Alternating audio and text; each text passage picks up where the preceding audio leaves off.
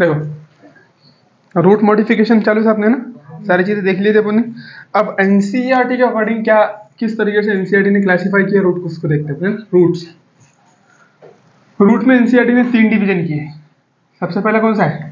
Tap root system. ये तो अपन ने पढ़े थे पहले भी ना, taproot system, taproot system, ठीक है, टैप रूट। चलो टैप लिखता हूं और आर लिख दिया, ठीक है, टैप रूट। अब इसमें क्या बोला, देखो अपने को 2 ही पॉइंट दिए। सबसे पहला बोला जो टैप रूट है वो डाइकॉट के अंदर रहती है। किसमें रहती है?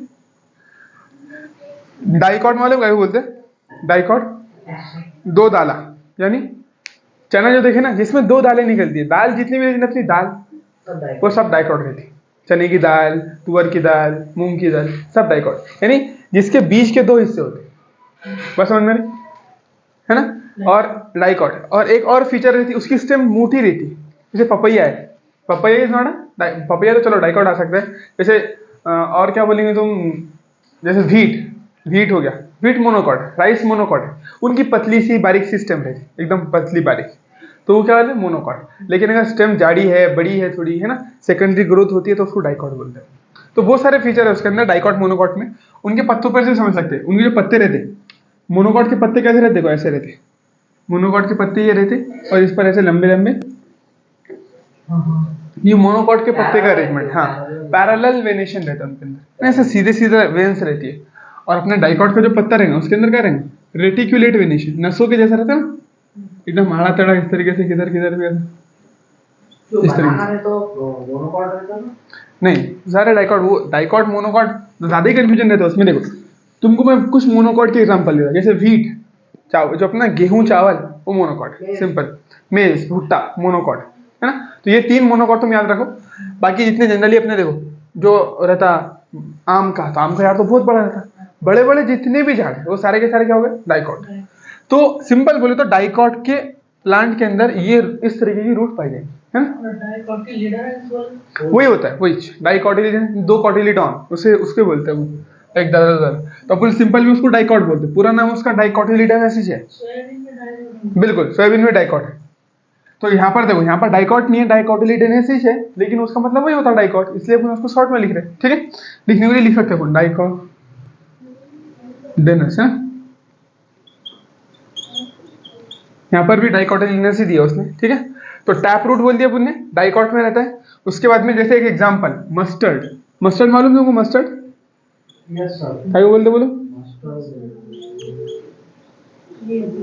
राई, है ना, अचार में डालते राई, तो उस राई को क्या बोलते हैं? राई मालूम ना, राई को क्या बोलेंगे? मस्टर्ड।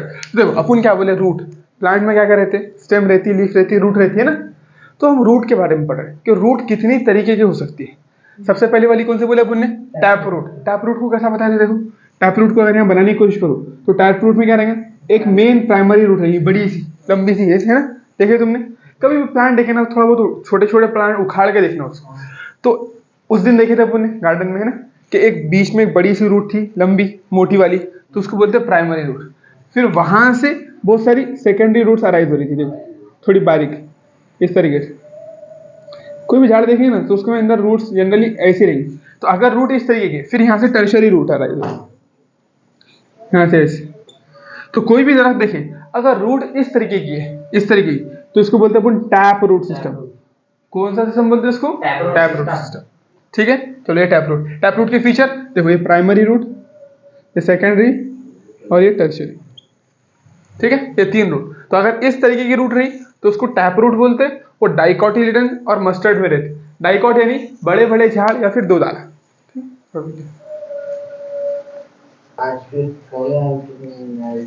देखो क्यों यहाँ पर देखो, पहले सबसे पहले रूट देखे अपने, रूट में पहला कौन सा बोल दिया अपने? टैप रूट सिस्टम, ठीक है। अब उसके बाद देखो दूसरा वाला क्या बोला अपन? फाइब्रस, फाइब्रस रूट सिस्टम, ठीक है।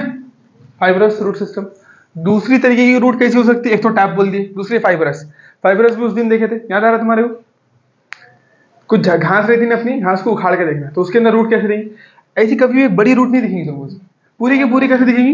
देखो अगर ये तुम्हारा घास का झाड़ है तो ये बस ऐसा पूरा ऐसे, सब छोटे छोटे छोटे छोटे छोटे छोटे डाली के जैसी रहेंगी उसकी रूट, सिंपल बोले तो। पूरी की पूरी। कोई भी एक ऐसी बीच में, जैसे गाजर, गाजर क्या है? Taproot. मूली क्या है? Taproot. लेकिन ये क्या है अपनी फाइब्रस रूट, है ना। तो फाइब्रस रूट किस में रहती है जनरली? ग्रासेस में। ग्रास यानी क्या बोलते हैं? घास को। और भूमि भी रहती है। गेहूं, बिल्कुल। तो ये मोनोकॉट में रहेंगे। ये किसका फीचर है? मोनोकॉट का फीचर। अब ग्रास, गेहूं, उसके बाद में अपने चावल और क्या बोले? जवारी। और उसके बाद में एक और क्या बोले? मेज यानी भुट्टा। भुट्टा है ना, कॉर्न। तो बस वो भी क्या है? वो सारे क्या है? मोनोकॉट। मोनो यानी देखो, मोनो यानी सिंगल। तुमने कभी भुट्टे की दाल बनते देखी है? नहीं बनती। चावल की दाल, गेहूं की दाल नहीं बनती। उसको दो इसमें टूटता ही नहीं हो। हाँ, और उसके झाड़ भी देखेंगे तुमने। भुट्टे का झाड़ कैसा रहता है? छोटा सा, खड़ा सा, हरा हरा, कोई ऐसा ब्राउन कलर की स्टेम रहती नहीं रहती। चावल का झाड़, चने के झाड़, चने का झाड़ अपन भले ही बोलते, लेकिन चना डाइकॉट है। झाड़ भले ही छोटा रहता है, चने के झाड़ पे चढ़ गए, झाड़ भले ही छोटा है लेकिन डाइकॉट थोड़ा सा। हाँ, बनती ना, दाल भी बनती है साथ साथ। दूसरी बात क्या है कि थोड़ी बहुत ब्राउन कलर की स्टेम भी रहती है, थोड़ी बहुत, पूरी नहीं रहती बोलना, थोड़ा थोड़ा रहता है उसमें ब्राउन पार्ट। हाँ, तो समझ में आ रहा डाइकॉट मोनोकॉट थोड़ा थोड़ा, कि एक तो क्या रहेगा तुमको देखना है तो देख लो उसकी दाल बनती नहीं बनती। जिसकी भी दाल बनती वो सारा डाइकॉट है। अगर दाल का समझ में, जैसे आम की दाल बनती नहीं, आम की दाल बनती है नहीं बनती, लेकिन प्लांट कितना बड़ा रहता। तो बड़े प्लांट और जिनकी दाल बनती है। और तीसरा क्या बोला मैंने? लीफ के बारे में बताया। अगर उसमें रेटिक्यूलेट, ऐसे जो अपन देख रहे नॉर्मल पत्ते में, जैसे अपनी नसों के जैसा अगर उसके अंदर ये वेनेशन रहे, इसको वेन बोलते हैं, यानी झाड़ की नस है ये, है ना। तो ये नसें अगर ऐसे रेटिकुलेट रही, जाल के जैसा रहे एकदम जाल, वो लगता है मछलियों का जाल देखा ना तुमने, तो पत्ते को तुम गौर से देखेंगे तो इतना प्रॉपर नहीं रहता वो। तुमको जैसे दिख रहा नहीं यहाँ पर, देखो ऐसा ऐसा प्रॉपर नहीं रहता एकदम वो। ये बड़ी बड़ी रहती है उसमें नसें, उसके अंदर का एकदम पूरा जाल जैसा रहता है, बारीक बारीक। तो अगर ऐसा ऐसा रहा तो इसको बोलते हैं रेटिकुलेट। क्या बोलते हैं? जाल, मछली पकड़ने का जाल देखे, है ना, जो नेट रहती है अपनी, वॉलीबॉल फुटबॉल खेलते उसकी नेट उस तरीके का। हाँ, तो ये अगर ऐसा रहा तो ये भी डाइकॉट का फीचर है। मोनोकॉट में क्या रहेगा? ऐसा पत्ता रहेगा लंबा सा। तुमने भुट्टे के पत्ते को देखना, है ना, मेज भुट्टे का पत्ता, उसको देखना, वो कैसा रहेगा? ऐसा लंबा लंबा बस। उसमें एक बीच वाली मोटी रहेगी, बाकी सारे सेम साइज के रहेंगे। इसमें ऐसा नहीं रहेगा, इसमें सबसे बीच की सबसे मोटी, फिर इधर वाले छोटे, फिर उनसे और छोटी, फिर उसकी, इस तरीके धीरे धीरे जाल बनेगा। तो ये पत्ता, बड़ी सी स्टेम, जौड़ी वाली, बड़ा झाड़ और दाल बनने का जो फीचर है, ये क्या सबके सब डाइकॉट के फीचर है। क्या के फीचर है बोलो? डाइकॉट के। और छोटी सी स्टेम जिसमें दाल नहीं बनती, और तीसरी चीज क्या बोले? इस तरीके का पत्ता, ये किसके फीचर है? मोनोकॉट के। समझ में आ रहा थोड़ा बहुत डिफरेंस? डाइकॉट मोनोकॉट समझने के लिए तुम ऐसा कर सकते, जैसे अपना आम का देखो, ये मस्टर्ड, मस्टर्ड क्या है? राई का झाड़। राई का झाड़ हालांकि बहुत बड़ा नहीं रहता, छोटे रहता, लेकिन फिर भी उसने एग्जाम्पल दिया है यहाँ पर अपने को, है ना। और तुम 3 एग्जाम्पल मोनोकॉट के याद रख लो, गेहूं, चावल और मेज भुट्टा अपना, और ग्रास यानी घास फूस, वो भी क्या है? मोनोकॉट कैसे है। तो ऐसा, चलो ठीक है, आई बात समझ तुम्हारी। तो यहाँ पर मोनोकॉट का क्या एग्जाम्पल दिया अपने को? ग्रासेस।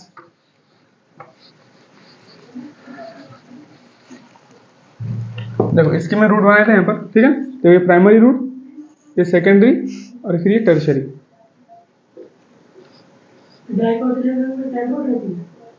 हाँ बिल्कुल, टैप रूट डाइकॉट के अंदर है, और फाइब्रस रूट मोनोकॉट के अंदर है। जैसे गेहूं, चावल, ये जैसा घास का देखे थे ना बोने, सेम रूट गेहूं में रहेंगी, सेम चावल में रहेंगी। कौन? हाँ हाँ हाँ, तो उसका, हाँ भले ही देखो, जरूरी देखो क्या बोले, यानी एक वो दिया हुआ है पहचानने के लिए अपने को।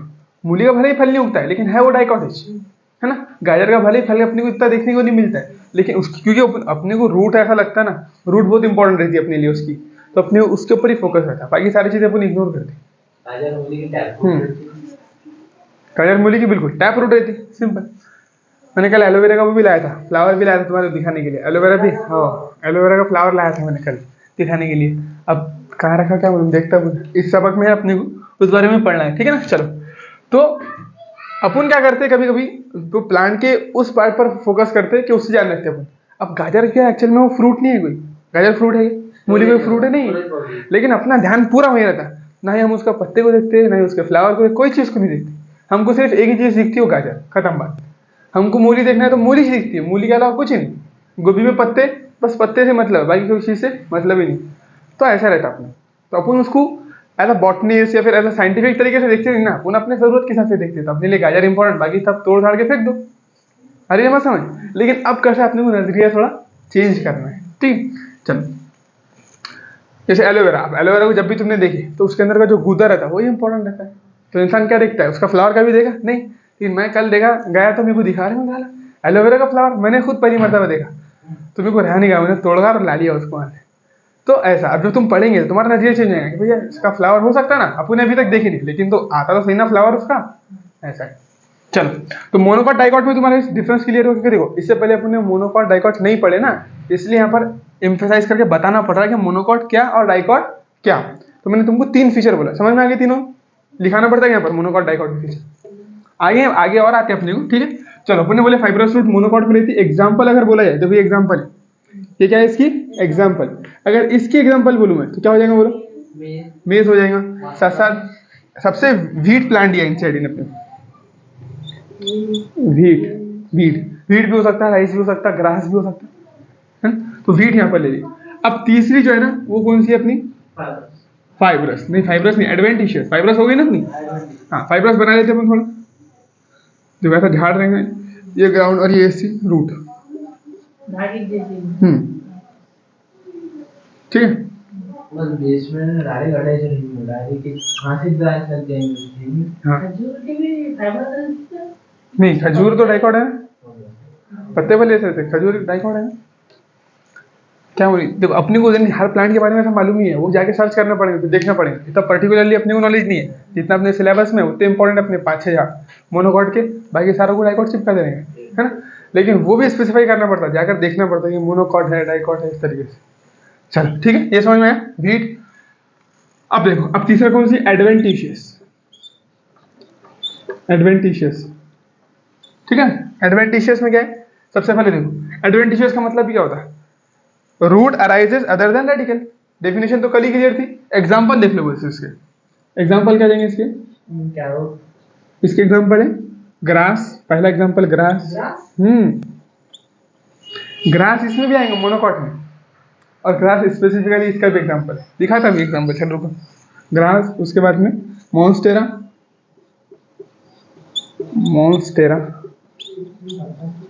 और तीसरा बनियन ट्री,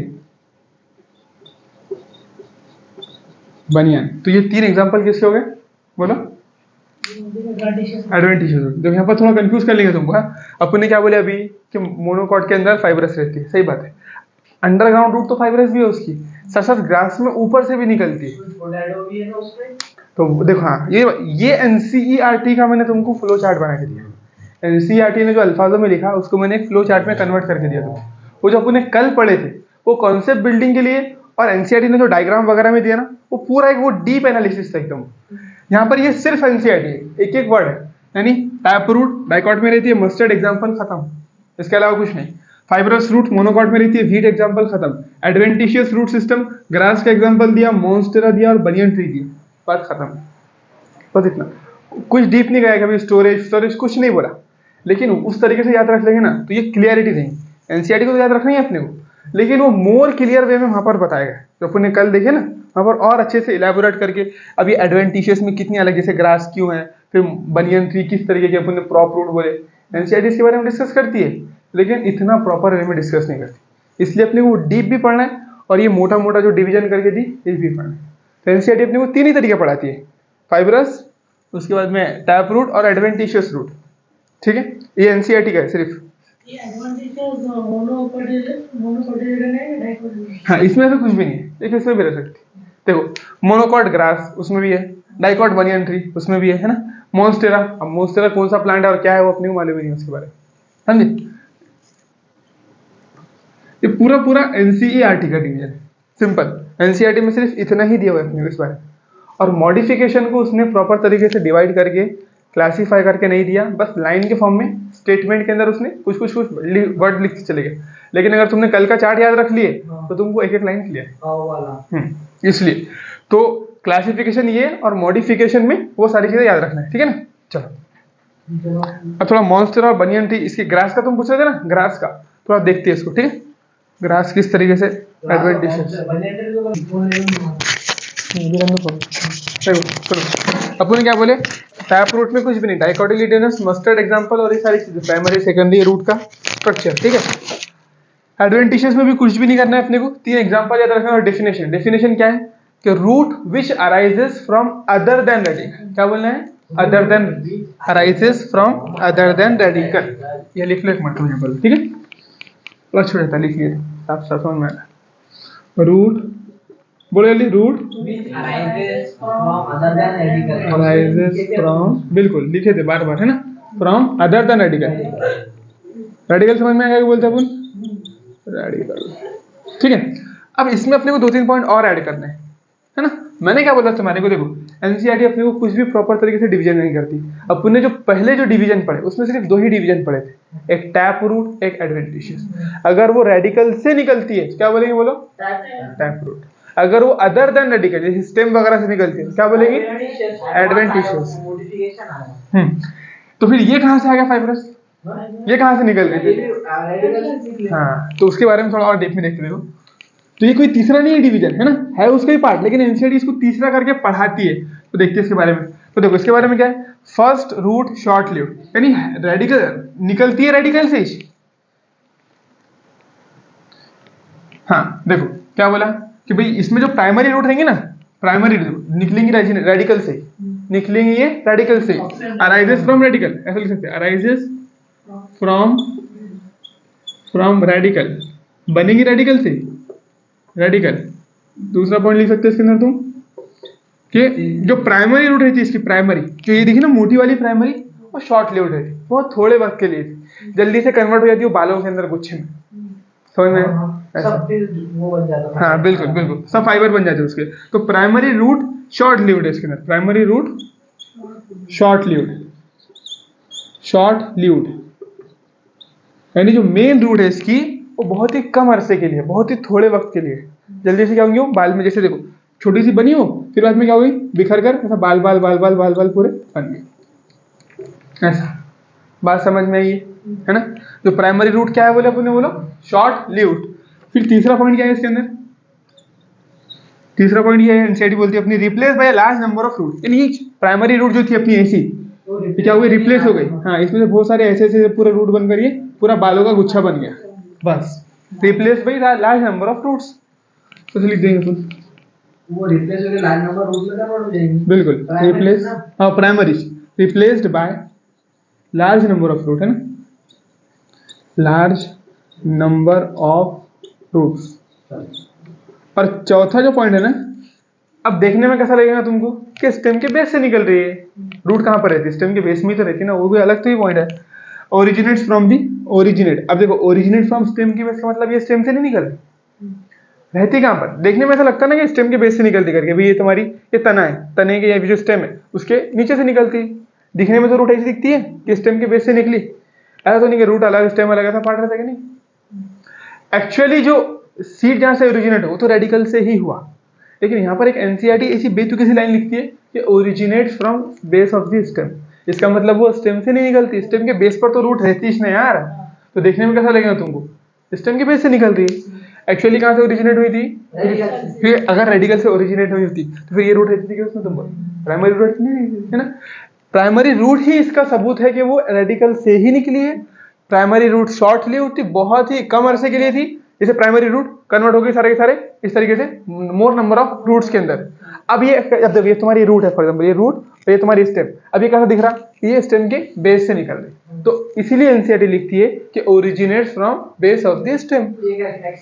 हाँ, एक अलग ही पॉइंट लिखती है, चलो तो अपन लिख लेते हैं इसको, ओरिजिनेट्स फ्रॉम नेट फ्रॉम, सभी बेस ऑफ द स्टेम से थे, बेस ऑफ स्टेम। लेकिन हाँ, अगर तुमको प्रॉपर बोलना है तो जैसे टैप रूट क्या है? रेडिकल से बनती है ना, अराइजेस फ्रॉम रेडिकल, रेडिकल्स का ही हो रहता हो, और adventitious root other than radical, और ये भी क्या है? रेडिकल की है, रेडिकल से ही बनी है, स्टार्टिंग में रेडिकल से ही बनी, लेकिन इसका जो प्राइमरी रूट था वो कन्वर्ट हो गया बहुत सारे रूट्स के अंदर, और अब ऐसा दिख रहा कि वो स्टेम के बेस से, है ना, अपना जो स्टेम है उसके जो बेस है, उसका जो निचला भाग है उससे निकलते हुए नजर आ रही है। एक्चुअल में ऐसा है क्या? नहीं है, एक्चुअल में तो रेडिकल से ही बनी थी, लेकिन अब ऐसा लग रहा कि स्टेम के बेस से सारी चीजें अराइज हुई, ठीक है? तो इसलिए एनसीईआरटी बोलती है originate from base of stem. बस ये 4 पॉइंट है।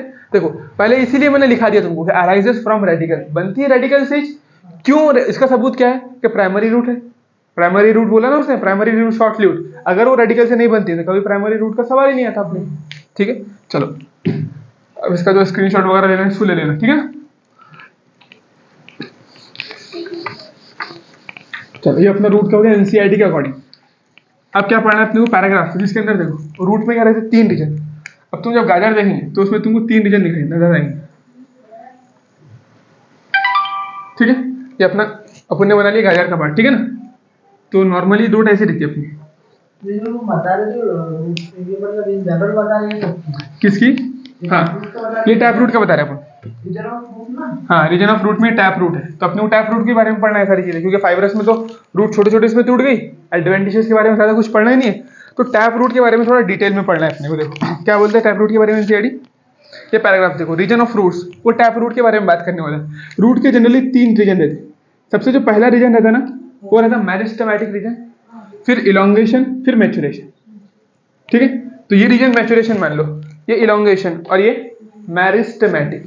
मैरिस्टम सुने तुमने, सबसे पहला ये रहता ना मैचुरेशन, हाँ region of meristematic activity. Meristem क्या बोलते हैं, मेरिस्टम डिवाइड होती है बार-बार। हाँ देखो प्लांट के अंदर 2 पार्ट रहते हैं, इससे पहले मैंने बताया तुम्हारे को, एक रहती शूट की टिप, शूट तो मालूम है ना, आप शूट पढ़ लिया अपने शूट के बारे में। जमीन के ऊपर का जितना हिस्सा है उसको क्या बोलते हैं, शूट, और जमीन के नीचे का रूट। तो एक शूट की टिप रहती है, यानी जो स्टेम है अपनी उसकी टिप, उसको क्या बोलेंगे अपन, हाँ इसको बोलते हैं अपन शूट की टिप, और इसको बोलते हैं अपन रूट की टिप, है ना।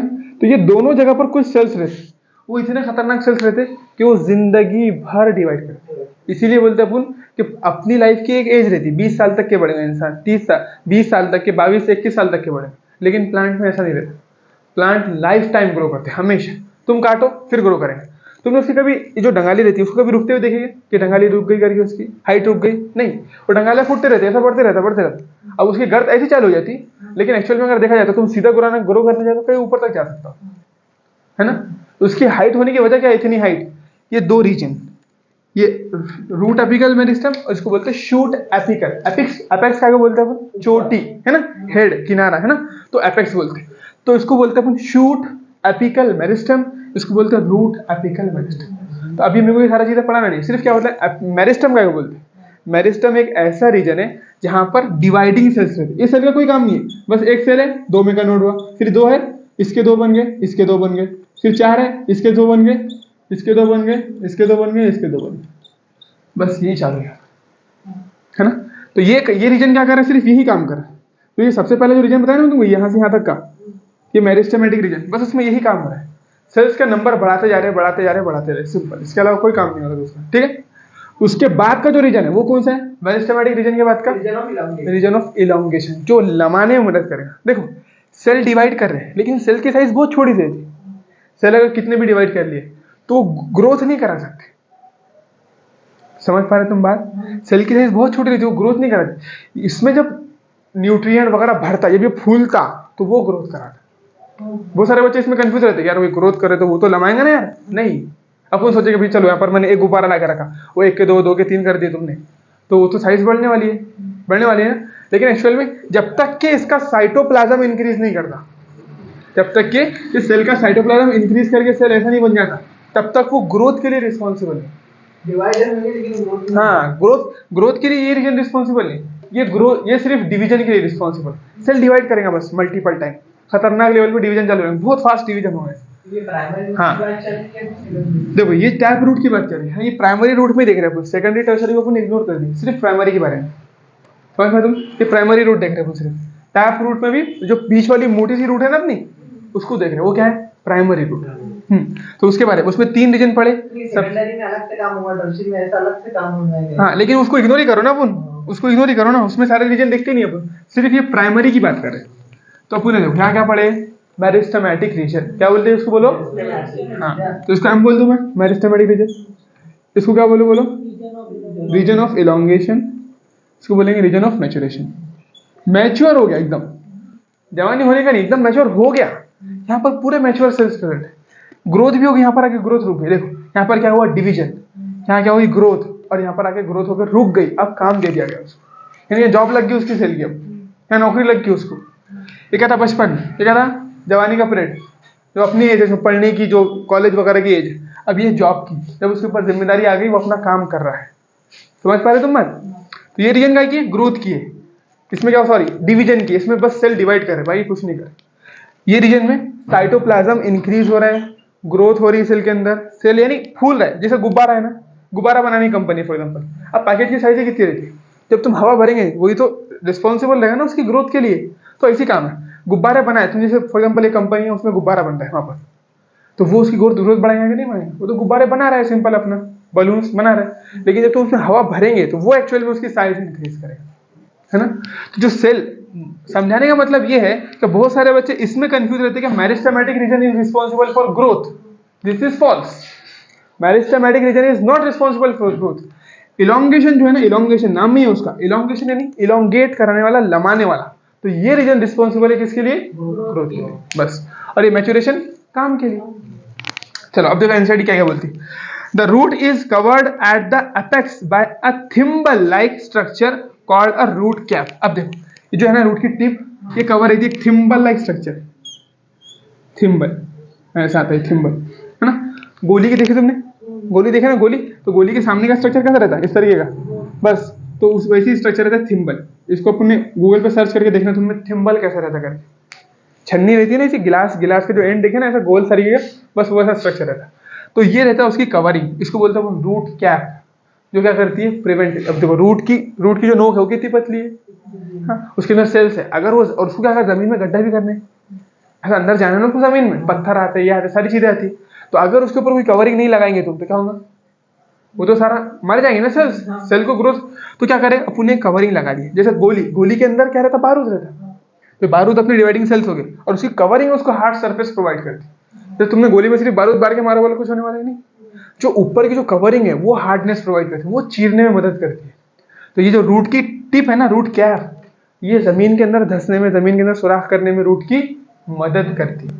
बात समझ में आ रही तुम्हारे? तो ये क्या है? Thimble like root cap. समझ में आया? थिम्बल का मतलब मीनिंग तो इतना कुछ खास है नहीं, तुमने उसका स्ट्रक्चर देख लेना गूगल पे, ठीक है। The root is covered by apex a thimble like structure called root cap. It provides the tender apex of the root as it makes its way through the soil. जब वो अपना रास्ता बनाएंगे जमीन में, तो उस टाइम पर प्रोटेक्शन प्रोवाइड करेंगे उसको, है ना। बात समझ में आई?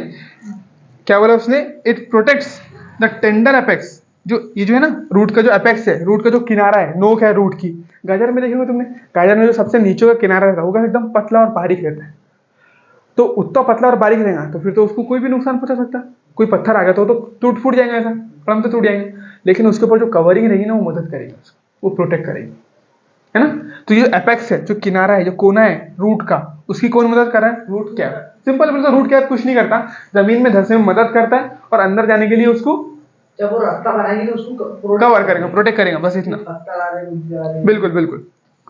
अ few millimetres above the root cap, इसके थोड़ा सा ऊपर बोले, जैसे रूट कैप है, रूट कैप से जरा सा ऊपर, फ्यू मिलीमीटर, अब इतना, अब देखो यहाँ पर बनाने के लिए अपने ऐसा बनाए समझने के लिए, बस जस्ट ऊपर फ्यू मिलीमीटर का बोलते हैं। वो स्केल में देखे ना तुमने, 1 सेंटीमीटर के बीच में 10 रहते लाइन, उसके अंदर की वो एक रहती है वो मिलीमीटर। तो ऐसे 1-2 मिलीमीटर के बाद में रूट कैप के, a few millimeters above the root cap is a region of meristematic activity।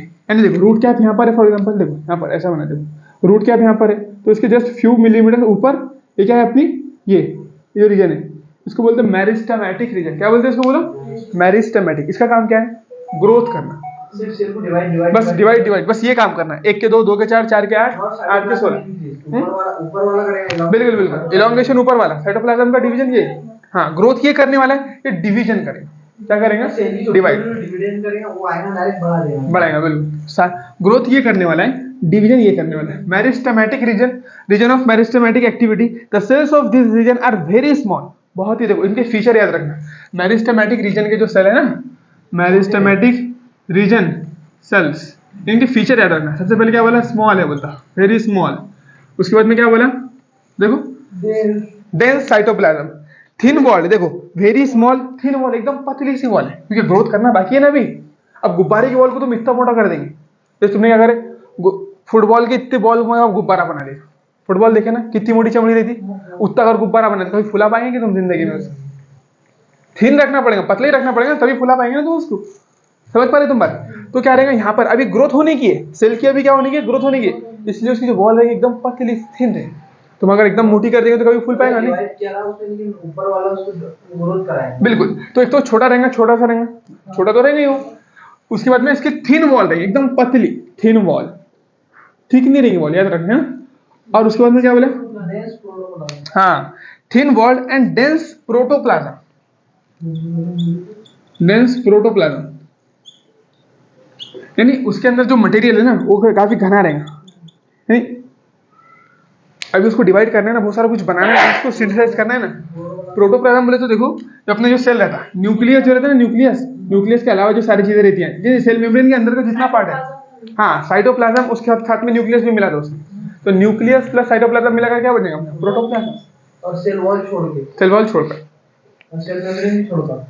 एक प्रोटोप्लास्ट रहता है, एक प्रोटोप्लाज्म रहता है। तो यहाँ पर सेल मेम्ब्रेन को भी एक्सेप्ट कर सकते हैं, उसको देखेंगे एक मतलब, वो दोनों क्लियर में थोड़ा मैं भी कंफ्यूज रहता हूँ उसमें, प्रोटोप्लाज्म और प्रोटोप्लास्ट के अंदर।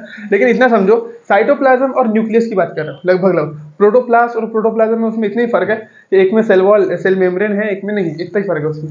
यानी बेसिकली वो अंदर के मटेरियल की बात कर रहा है, सेल वॉल को छोड़कर, समझे बात? इसमें भी लार्ज सेंटर और वॉल्यूम होगा नहीं, इसमें लार्ज सेंट्रल वैक्यूल नहीं रहेगा, ये प्लांट का सेल है।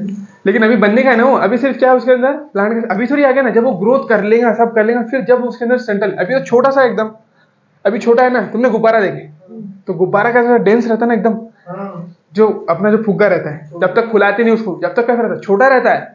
बॉल बॉल भी ज्यादा मोटी नहीं रहती, लेकिन डेंस रहता। डेंस बोले तो उसका कलर थोड़ा डार्क रहता है, जब फुला लिया तो कलर फीका पड़ जाता है उसका, तो बस वही याद रखो, सिंपल। तो डेंस प्रोटोप्लाज्म बोलिए। उसके बाद में क्या बोल रहे हैं अपन, देखो डेंस प्रोटोप्लाज्म।